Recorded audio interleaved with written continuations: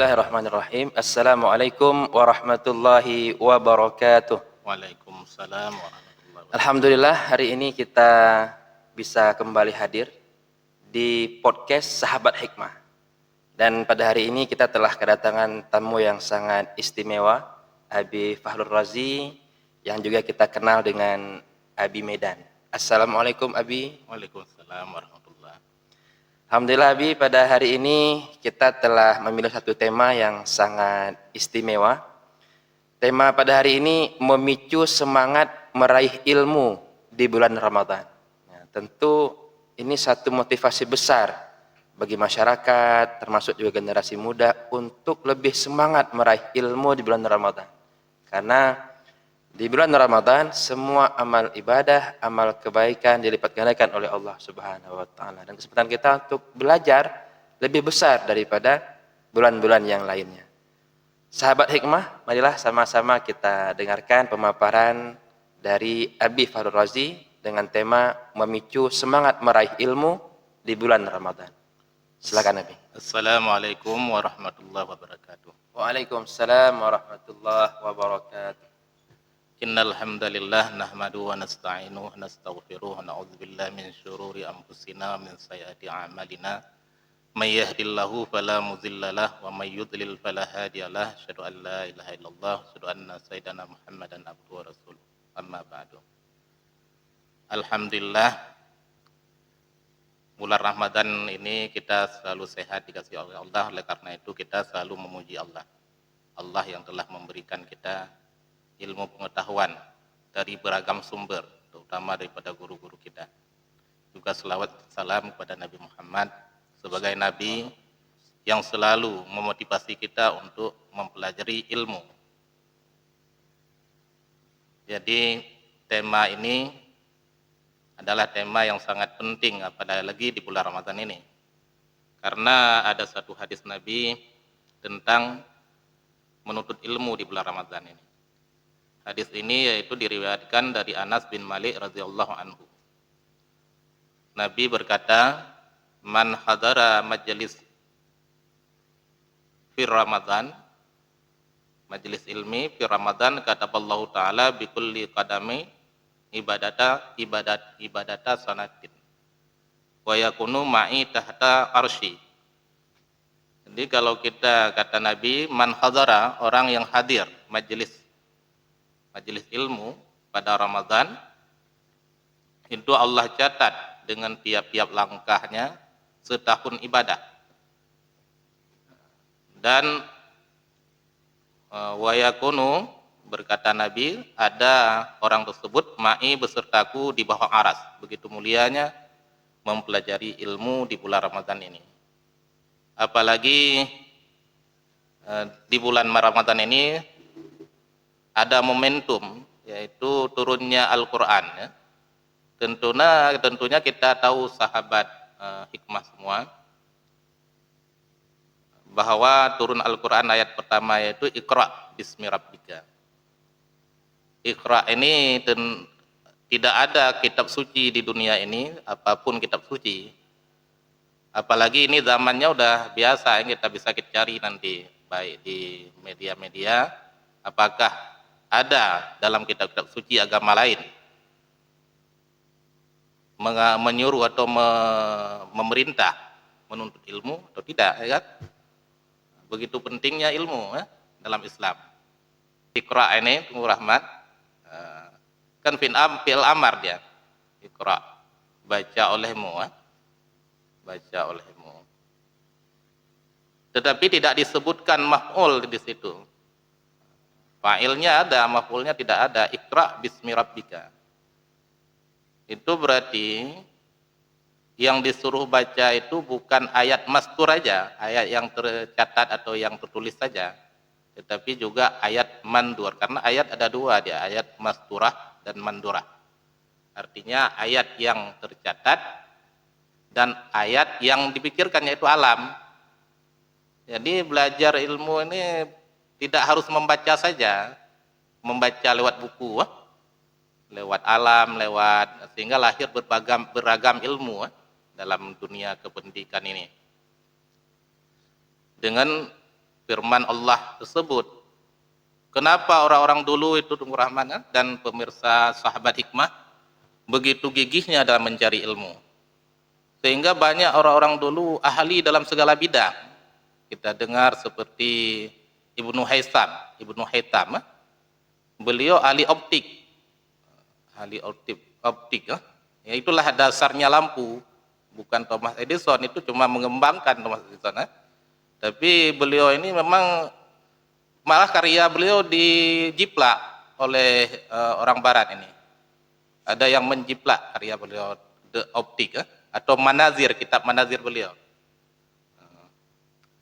Dijiplak orang barat, kan itu sayang kan kita nggak kenal bahwa bagaimana ulama dulu mempelajari bukan ilmu agama saja ya, tapi termasuk ilmu-ilmu yang berhubungan kepentingan umum atau fardu kifayah. Karena ilmu ini kan bukan fardu in saja, ada fardu kifayah. Kalau fardu in kan itu tuntutan individu. Coba kita tengok hadis Nabi, talabul ilmi faridatun ala kulli muslimin. Fardu itu menuntut ilmu itu kan fardu di atas tiap-tiap orang muslim. Itu maksud muslim itu termasuk perempuan ya. Itulah yang mendorong paling utama menuntut ilmu itu. Jadi menuntut ilmu ini bukan ada dibagi dua, ada ilmu fardhu ain, ada ilmu fardhu kifayah, ada ilmu bersifat kewajiban individual dan kewajiban kolektif, yaitu kifayah. Jadi itulah seperti saya bilang tadi, seperti kitab Al-Mazazir itu diciplak oleh seorang yang dianggap nabinya ilmu pengetahuan orang barat. Siapa namanya itu? Francis Bacon. Dia bukan orang Prancis ya, tapi orang Inggris. Dia menamakan kitabnya The Optik, sedangkan Ibnu Haytham ini beliau menamakan kitab beliau kitab Al-Mazazir ya. Ada lagi, kita sering mendengar ahli ekonomi barat. Ada seorang ahli ekonomi, ada juga ahli ekonomi Islam sebenarnya, ya kan? Ahli ekonomi Islam yang beliau mengarang satu kitab Al-Amwal. Kitab ini juga dijeplak oleh oleh tokoh Adam Smith, bapak ekonomi modern. Adam Smith, pernah dengar mungkin Rahman ya? Dia juga menjeplak itu dari kitab Al-Amwal. Kitab Al-Amwal ini karangan Abu Ubaid. Beliau ahli ekonomi ya. Kalau nggak salah nama kitab Adam Smith ini yaitu The Wealth of Nation. Itu kalau nggak salah baca ya, Tunggu Rahman lah lebih tahu itu kan. Itu kitabnya diceplak dari Amwal. Kalau Amwal itu artinya ekonomi publik atau ekonomi negara ya. Itu salah satu bagaimana pandainya orang ulama-ulama dulu dalam bukan hanya ilmu agama ya, tapi ilmu umum juga beliau menguasai. Sekarang kenapa nggak begitu? Kita menganggap orang harus jadi ulama semua, itu nggak boleh begitu ya. Memang ilmu kan yang diwajibkan kan ada dua, ada wajib fardu ain, fardu kifayah. Jadi kita kadang-kala seolah-olah mewajibkan orang, ya kan, harus jadi ulama semua atau harus jadi tengku semua kalau bahasa kita Aceh ya. Tidak begitu. Kita mau benar diwajibkan, cuman kan sebatas fardu ain. Yang lainnya fardu kifayah. Fardu kifayah ini juga sangat penting. Malah ada ulama kita yaitu guru Imam Ghazali, dalam kitab beliau saya catat ini, kitab beliau namanya kitab kitab Al-Ghaisah. Kitab Al-Ghaisah Umam. Beliau berkata begini ya, ada tagnya ya. Qala Imam Haramen rahimallahu taala, fardu kifayah afdalu min fardu aini min haitsu inna fa'ilahu yasuddu masaddal ummah wa yasqutul kharaj anil ummah wa fardhu ain kasirun alaihi wa billahi taufik. Itu kata beliau dalam kitab beliau, itu gurunya Imam Ghazali. Apa itu artinya? Beliau berkata begini, yang lebih utama yaitu fardu kifayah itu lebih utama kata beliau daripada fardu ain. Dari segi mana dia? Dari segi orang yang melakukan ini menggantikan peran umat dan menghilangkan beban daripada umat. Sedangkan fardu ain ini terbatas untuk kita sendiri. Sedangkan fardu kifayah ini untuk orang lain ya. Untuk umat. Misalnya seperti kata Imam Syafi'i, mendukung oleh Imam Syafi'i berkata begini, al ilmu ilmani. Ilmu dini wa ilmu tibbi. Ilmu ini ada dua, yaitu ilmu agama dan ilmu kedokteran. Jadi Imam Syafi'i aja begitu pentingnya ilmu, sehingga kita, kenapa orang-orang pesantren, orang-orang Islam umumnya sekarang mundur dalam segala bidang ya, bidang keduniaan terutama ya, itu kadang-kadang membatasi ilmu, cuma ada pahalanya ilmu agama saja, rahmat gitu, seolah-olah ada pahalanya ilmu agama saja, padahal tidak begitu dia. Sehingga mereka kadang-kadang kalau guru sekolah atau dosen, mereka nggak menghormati seperti menghormati ustadz itu, nggak dicium tangannya kadang-kadang, padahal mereka juga mengajarkan ilmu Allah yang fardu apa itu? Fardu kolektif ya, begitu Nunggu Rahmat. Bagaimana Nunggu Rahmat itu untuk pembuka ya? Baik, terima kasih Abi. Ini sangat mencerahkan sekali bagi kita para santri juga mahasantri, wabil khusus di STAI Darul Hikmah Aceh Barat, yang merupakan satu-satunya kampus di Barat Selatan Aceh yang berbasis daya. Jadi di sini dengan jelas Abi katakan tadi bahwa santri atau mahasantri itu tidak harus semuanya jadi ulama. Ya. Sedangkan bagi para santri atau alumni dayah yang menguasai ilmu fardu kifayah, juga tidak mengapa mereka mengajarkan ilmu fardu kifayah itu kepada masyarakat. Itu bagus, itu seperti Rama bilang. Itu lebih mendukung lagi pernyataan ulama itu ya. Jadi orang yang sudah menguasai fardu kifayah, dia misalnya udah ahli fisika, ahli kimia, ahli matematika, udah jadi pegawai negeri atau jadi siapapun kedudukan di pemerintah atau dimanapun, dia jangan melupakan itu untuk mengajarkan walaupun satu orang, walaupun tetangganya ilmu fardu ini tuh seperti keputusan ulama, yaitu sumber dan sumber, itulah cocoknya begitu. Dan tidak mungkin dalam Islam ini menyuruh semua orang itu menjadi menuntut ilmu, menjadi ulama, kan nggak mungkin semua kan. Menjadi ulama yang kita seperti kita katakan ulama yang semua ulama. Kalau bahasa Arab ini ulama ini kan intelektual atau orang berilmu, tidak harus arahnya kepada agama saja kan sebenarnya ya. Tetapi kan tidak harus semua orang itu harus ahli agama, bisa menguasai kitab mahali semua, kan nggak mungkin itu. Menguasai kitab Yaratul Talibin, kitab mahali, kitab besar itu nggak mungkin, itu nggak masuk akal ya. Semua itu tentu orang ada punya punya bakatnya sendiri yang bisa kita kembangkan ya kan. Oleh karena itu kalau kita sebagai banyak orang yang di pesantren ini, kita ajarkan itulah bagaimana mereka kalau memang tidak ada minat dalam ilmu agama ya kan, belajarlah fardu ain, setelah itu kembangkan minat mereka lewat beragam kemampuan mereka sehingga Islam ini benar-benar berkembang ya. Ya kan, tidak hanya ini, kita kan kasihan sekarang yang ahli macam-macam kan, yang ahli misalnya penemuan-penemuan baru sekarang, enggak bolehlah kita bilang seperti penemuan media, seperti untuk media sosial untuk mendekatkan umat ya.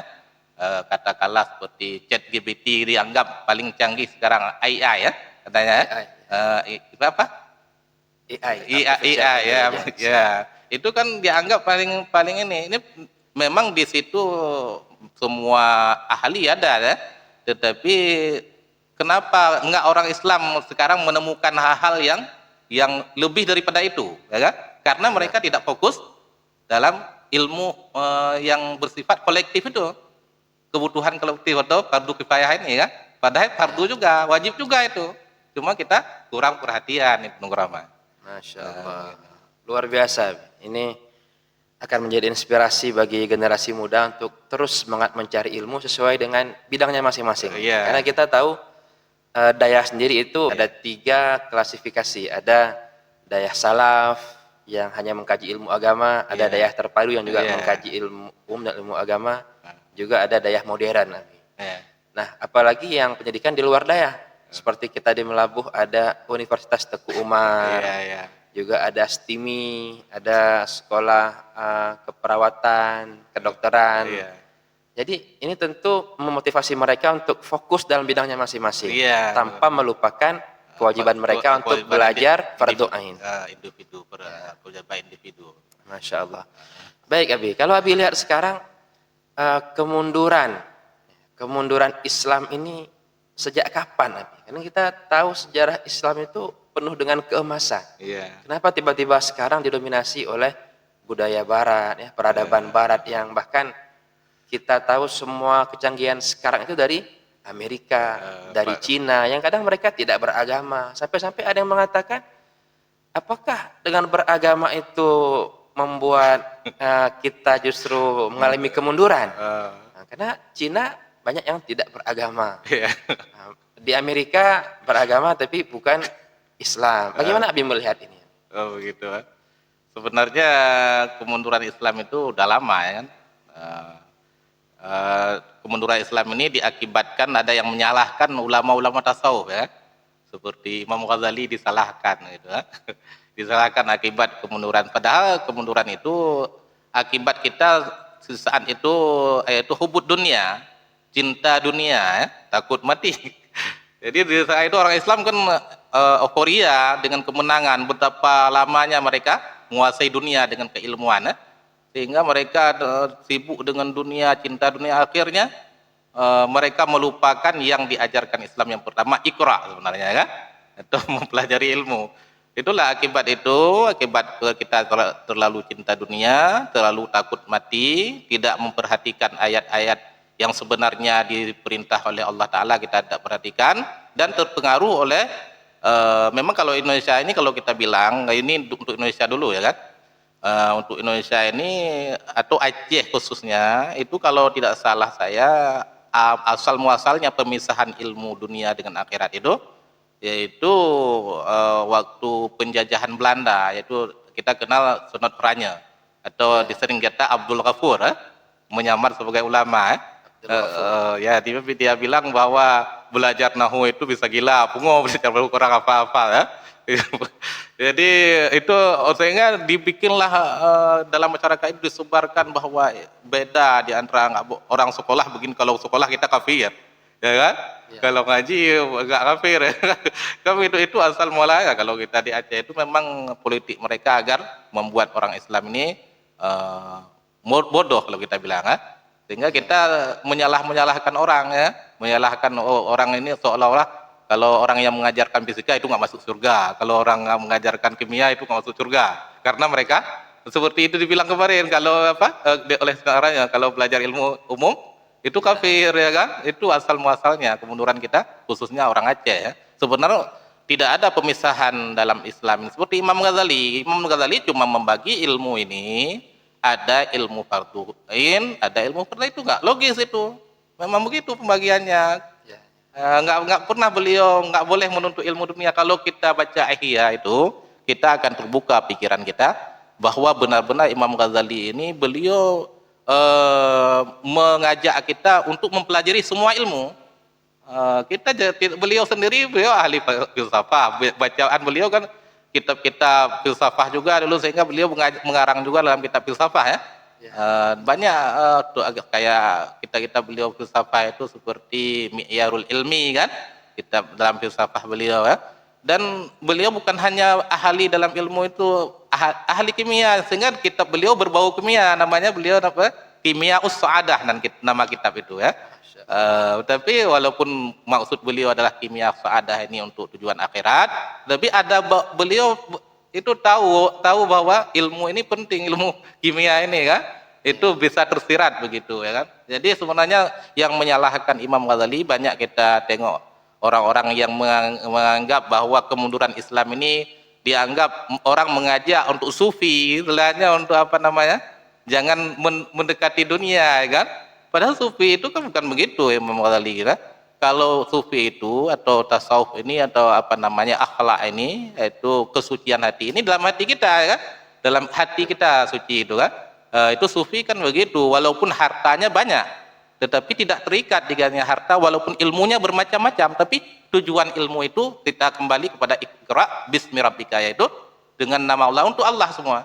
Itu bukan untuk mencari kebanggaan pada manusia, bukan untuk mencari kedudukan, untuk dimuliakan, bukan, tetapi karena Allah, ya kan? Begitu. Masya Allah. Nanti semua kembali untuk mencari ridho Allah. Ridho Allah, walaupun ilmu umum itu. Betul lebih. Ini memang sangat luar biasa, yang kadang sering disalahpahami oleh sebagian masyarakat. Kalau belajar tasawuf ini tidak perlu lagi dengan ilmu-ilmu dunia lainnya. Padahal kita hidup sekarang di era modern yang juga perlu dengan ilmu-ilmu fardu kifayah tadi. Ilmu-ilmu kolektif. Nah, kalau Abi lihat sekarang, anak-anak muda kita, ya, terutama di Aceh, Abi, generasi muda Aceh yang merupakan satu-satunya provinsi yang menerapkan syariat Islam, Abi, di Indonesia. Kami menjadi tolak ukur di dunia bagaimana provinsi yang menerapkan syariat Islam bisa berkembang, bisa maju atau tidak dengan syariat Islamnya. Bagaimana menurut Abi kita melihat ini?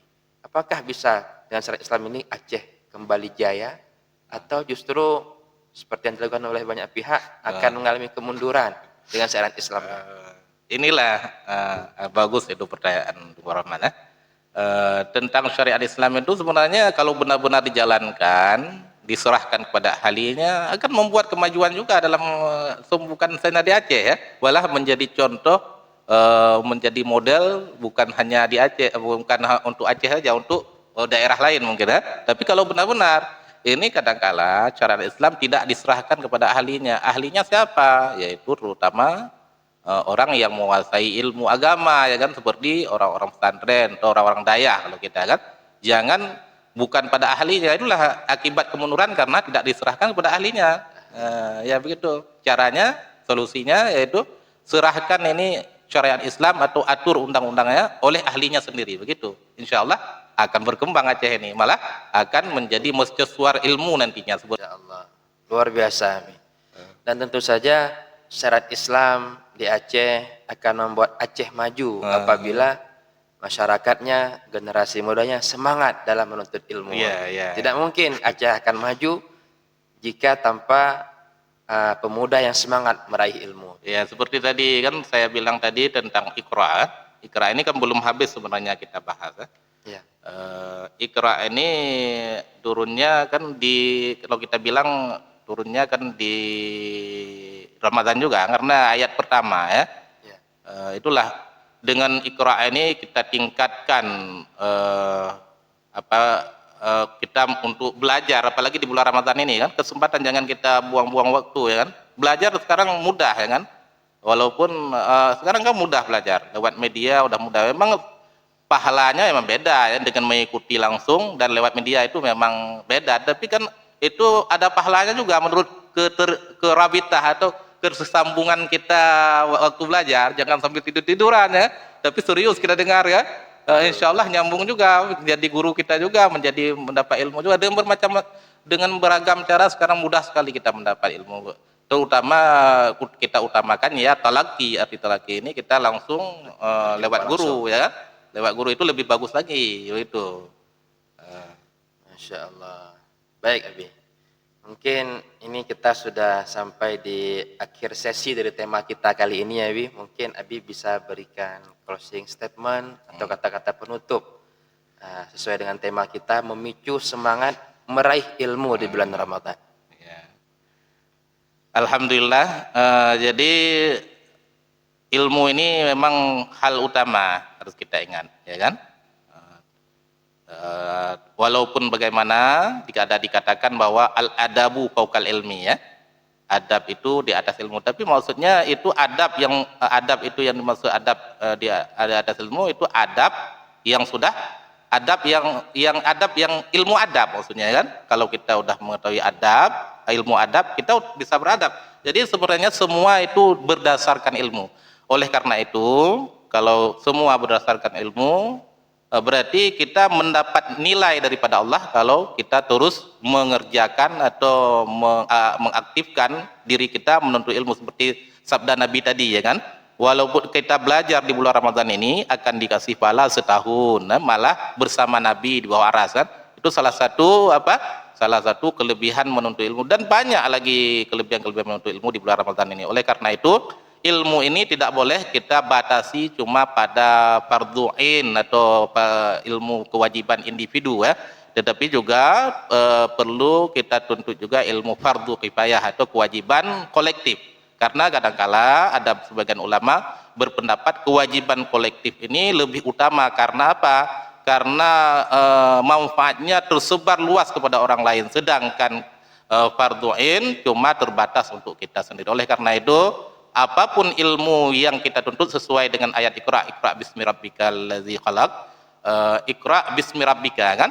Itu tujuannya yaitu karena Allah semua, yaitu untuk mendekatkan diri kepada Allah, sehingga kita dengan ilmu apapun ilmu yang baik, ilmu yang fardhu ain atau fardhu kifayah, menambah kita kedekatan kepada Allah, itu mendapat nilai lebih dengan mendapat pembalasan daripada Allah, yaitu pahala yang tiada tara, apalagi di bulan Ramadan ini. Begitu. Alhamdulillah, sangat menginspirasi Abi. Alhamdulillah, sahabat hikmah semuanya, kita baru saja mendengarkan pemaparan yang sangat luar biasa dari Abi Fakhrul Razi tentang memicu semangat meraih ilmu di bulan Ramadan. Sangat banyak fasilitas yang mempermudah kita untuk belajar sekarang, dan Ramadan adalah momentum kita, titik poin kita untuk kembali semangat, memicu semangat kita dalam belajar, baik itu ilmu fardhu ain maupun ilmu fardu kifayah sesuai dengan bidang kita masing-masing. Mungkin ada yang kuliah di jurusan kedokteran, fokus dengan jurusannya. Ada yang di jurusan ekonomi, fokus di jurusannya. Sehingga kita menjadi ahli dalam bidang kita masing-masing. Inilah yang akan menjadi generasi harapan agama dan bangsa ke depannya, Abi.